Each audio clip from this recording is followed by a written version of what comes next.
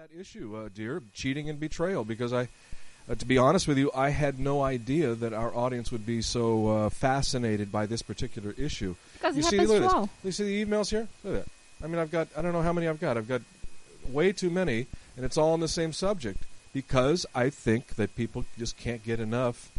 Well, it's hard to get over when you're being betrayed, or if issue. you're betrayed, so that's our book coming in hand. Well, it's the same question. I've got, 7 or 8 emails here, and they're all asking the same question over and over, and the essence of that is, what do I do? But let me, wait, before we answer people and cure people's problems, let me pull back for a second, and let me ask this question to you, because even though today, imaginative sexuality and multiple partners are becoming the norm, there still seem to be a lot of people who just want a strong monogamous relationship with someone they can devote themselves to. Now, I know some of our blindly idealistic social engineers, which I've been criticizing like crazy lately, are trying to destroy or redefine the traditional couple. But I also know a lot of people need loyalty. They need monogamy. And I think this is at the center of what's taking place here. Lots of people are rejecting freewheeling sexuality in favor of finding just one person they can be loyal to. Loyalty and fidelity, Mia, keep appearing in our emails. And it strikes me it is really hard to be loyal and to receive that feeling of fidelity from your partner if you or your partner isn't monogamous. Of course, especially nowadays, there's so many people available out there. It seems like, right? You open the internet, how many dating services are out there? Yeah. And people that are willing to take, if you are married, if you have children, everybody's willing to have an affair with a married person because people are looking for sensations, And it might be more exciting for some people to, have an affair with somebody married. I'm stealing something that does not belong to me. That it's a problem. And it's so easy. I mean, look how many websites are there. And so many people, we are just watching a documentary not that long ago, I don't know if you remember, but was, how many people are arguing for that. Say, hey, my husband doesn't give me sex anymore, so I went to the website, found this lover, no problem. Now my husband agrees with, I go and have sex, when my life is completed. On one hand, we think, no problem. You're having sex, that's all you needed.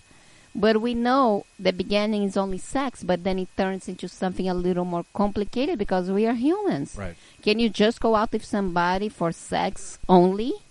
Maybe 1 or 2 or 3 times, but after, a year or 2, isn't that going to be a little bit more than only sex? You start getting attached to the person. Right.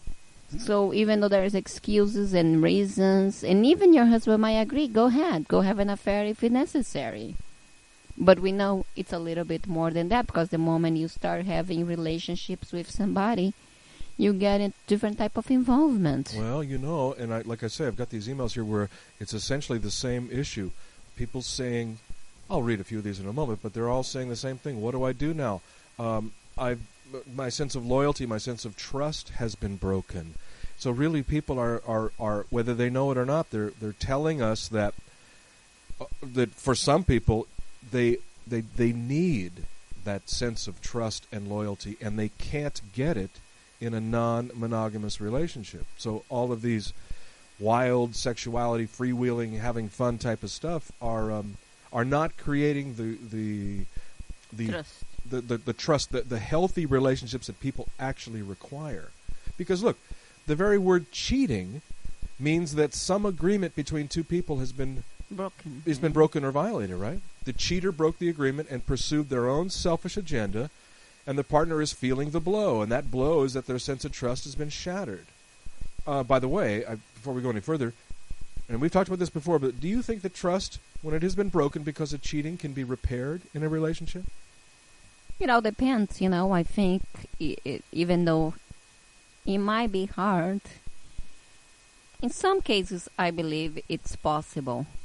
It all depends, how the person dealt with before it happened. Let's say in a case where the woman actually is open enough to tell the man, hey, I need to go have an affair, and the man agrees with, and they were all open before. So, there was not so much that feeling of cheating because there was an agreement. Sure, it was out in the open. Yeah.